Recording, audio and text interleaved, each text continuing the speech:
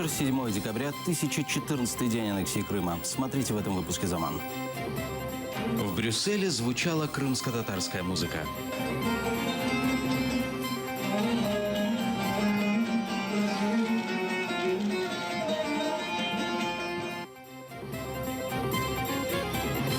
Симферопольцы против дома вместо стоянки. Требуем приостановить строительство многоэтажного дома. Оккупанты построят памятник ополченцам.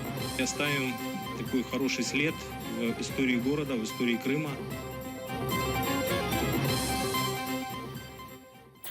Крымского татарина оштрафовали за поддержку политзаключенных. Энвера Шерфиева, который вместе с другими жителями Бахчисарая вышел 12 мая 2016-го поддержать фигурантов так называемого дела Хизбут-Тахрир, оштрафовали на 15 тысяч рублей. Заседание проходило на крымско-татарском языке. Защита Шерфиева обжалует решение Бахчисарайского оккупационного районного суда в Верховном суде аннексированного Крыма. Ранее штрафы за поддержку арестованных возле кафе «Салачек» получили Марлен Асанов, Имин Белялов и Эмиль Белялов.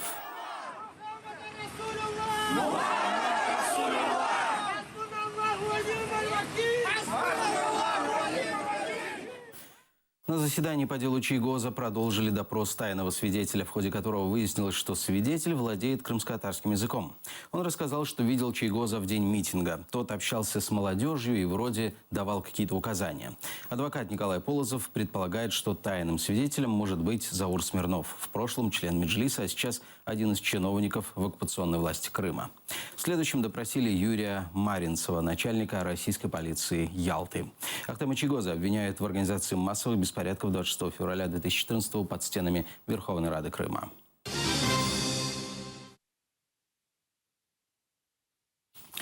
В Киеве начался киномарафон ко Дню защиты прав человека. Его отмечают 10 декабря. Покажут 8 историй со всего мира. Одна из них об Эрвине Ибрагимове, который исчез весной в Крыму. Оксана рассмотрела дела ущемления прав человека из разных стран мира. От Украины выбрали Эрвина Ибрагимова. Говорит, что репрессии против крымских татар – одна из самых актуальных проблем в государстве.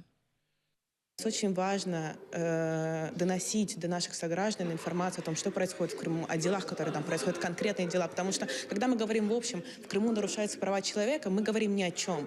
Очень важно говорить конкретно о каких-то делах, о конкретных людях. В первый день киномарафона смотрели «Хайтарму». Многие не сдержали слез. После сеанса желающие задали вопросы режиссеру ленты Ахтему Сейтаблаеву и представителям правозащитных организаций. Это положительная такая динамика, что об этом говорят, что об этом не молчат, что и такие вот организации, как Amnesty International, участвуют активно на территории этого информационного поля. Также присутствующие подписали письма так называемому генпрокурору Крыма с просьбой решительных действий по делам кримських політзаключених. Ми обрали 8 справ, 8 кейсів з різних країн. І також це справа Ервіна Ібрагімова, кримськотатарського активіста, що був викрадений в травні цього року. Цей фільм ми обрали, тому що він близький трохи за темою, і він може привернути увагу до цієї теми. І ми сподіваємося, що щось зміниться на краще. Киномарафон продлится до 8 декабря. После подписанные письма отправят в Крым. Де-факто Кримська прокуратура не робить ніяких поступів його справи і в реальності ніяк її не розслідує. Лидия Полянская, Ислам Пинка, Заман, АТР. В Анкаре расскажут о нарушениях прав человека в Крыму. К Международному дню прав человека крымско-татарские и украинские общественные организации проведут дискуссионную панель и выставку фотографий, которая состоится в университете Гази 10 декабря. Организована встреча Генеральным центром Общества культуры и взаимопомощи крымских татар, Обществом турецко-украинской дружбы, Всемирным конгрессом крымских татар, Университетом Гази и общественной организацией «Крымсос». На дискуссионной панели относительно нарушения прав человека в Крыму выступят турецкие, крымско-татарские и украинские правозащитники. Участь в цій ініціативі візьмуть українські правозахисники та українські політв'язні, що буде наочною демонстрацією ситуації з правами людини в окупованому Криму. Ми запрошуємо всіх небайдужих приєднатися 10 грудня о 1-й годині до цих заходів та прийти до ГЗІ університету. В оккупированный Крым завезли 6 ядерных боеголовок. Об этом в Европейском парламенте заявил лидер крымско-татарского народа Мустафа Джемилев. Согласно информации украинской контрразведки, в оккупированном Крыму около 70 тысяч российских военных, включая ФСБ и полицию. Джемилев также убежден, что военного пути освобождения Крыма нет. Лидер крымских татар отметил, что около 95% репрессий, совершаемых на территории оккупированного полуострова, приходятся на крымских татар. Жители Симферополя борются против строительства многоэтажки. Горожане организовали митинг на улице Куйбышева. На месте парковки вскоре должен появиться дом. Жители много раз пытались решить конфликт с компанией-застройщиком, однако это не дало результатов. На акцию протеста приехал глава оккупационной администрации города Геннадий Бахарев, но поддержки симферопольцы не получили. Требуем приостановить строительство многоэтажного дома до судебных разбирательств. Нами сегодня готовится иск в суд. Мы считаем, что вы незаконно, безосновательно отдаете наш земельный участок возле этих домов, где мы проживаем, под строительство многоэтажного дома. О том, что там будет строиться сейчас дом, у меня такой информации нет. О том, что там собирались строить многоярусную стоянку, да, такая информация была. Далее, еще раз говорю, просто те требования, которые сейчас услышал, но они категорично не обоснованы. Вот и все. Оккупационные власти Крыма хотят открыть очередной памятник. На этот раз построят монумент в честь народного ополчения. Это будет шпиль с орденами и крестом. На каждой из панелей будут изображены ополченцы из разных эпох. На этот памятник оккупационная власть потратит 20 миллионов рублей. Ранее в Крыму уже установили 2 памятника – «Зеленым человечкам» и «Екатерине II».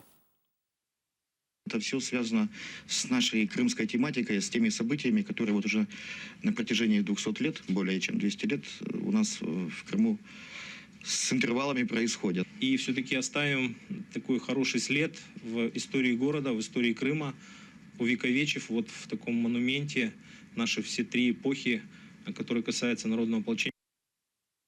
В Ялте сократят льготные места в маршрутках. Компании-перевозчики Ялтинского региона считают необходимой монетизацию льгот для пассажиров. По словам вице-президента Автомобильной ассоциации перевозчиков оккупированного Крыма Зиновия Лутчака, реальная компенсация за одного льготника из бюджета Крыма не покрывает даже себестоимость поездки. В оккупационной администрации города заявили, что на сегодня бюджет Крыма не сможет выполнить монетизацию льготникам. Единственный выход – ограничить количество льготных мест в маршрутках до 2 и до 4 в больших маршрутках.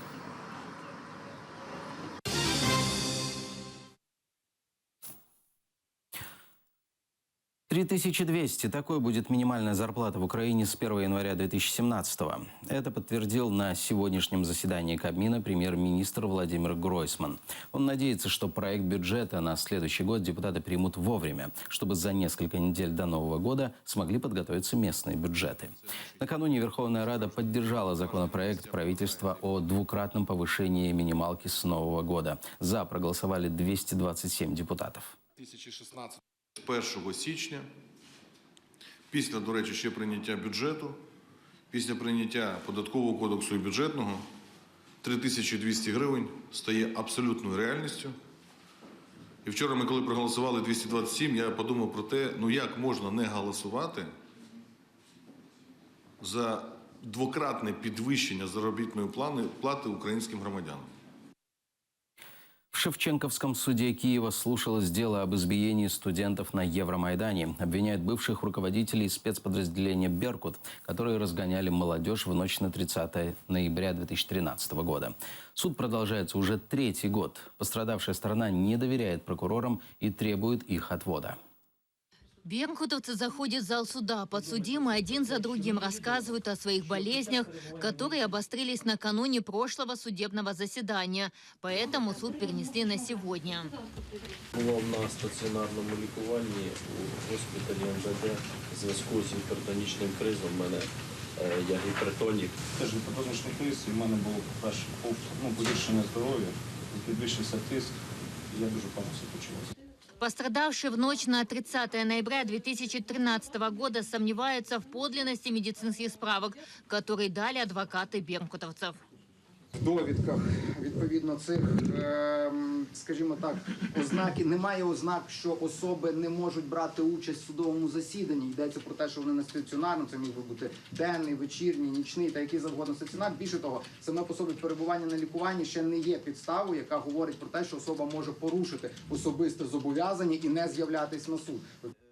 Пострадавшие активисты просят суд изменить меру пресечения причастным к разгону и избиению людей на площади. Ни один из них не арестован, некоторые под домашним арестом, остальные на свободе, по так называемым личным обязательствам посещать судебное заседание. Змінити підсудним Антонову та Дідику запобіжний захід, обравши для них запобіжний захід у вигляді тримання під вартою в СІЗО.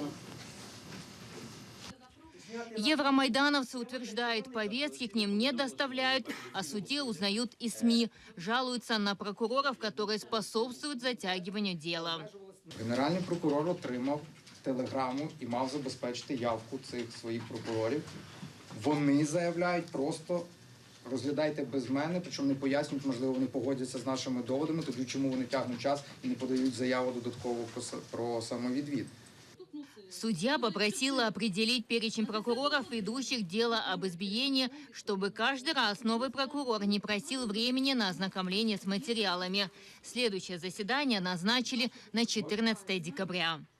Эльвина Сидбулаева, Эльдар Тарахташ, Заман, АТР. В Европарламенте звучала крымско-татарская музыка. Об этом сообщила пресс-служба уполномоченного президента Украины по делам крымско-татарского народа, народного депутата Украины Мустафы Джемилева на своей странице в Facebook. Крымско-татарские мотивы на музыкальном инструменте сази исполнял известный крымско-татарский композитор, музыкант-фольклорист Джемиль Кариков.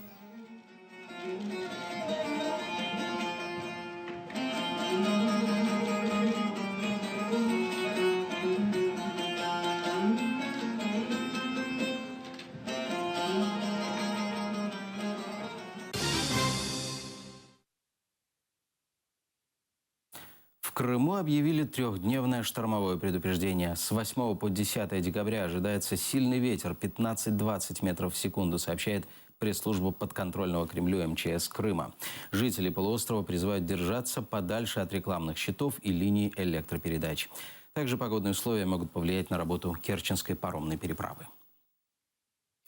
На этом пока все. Хорошего вечера. Будьте с нами.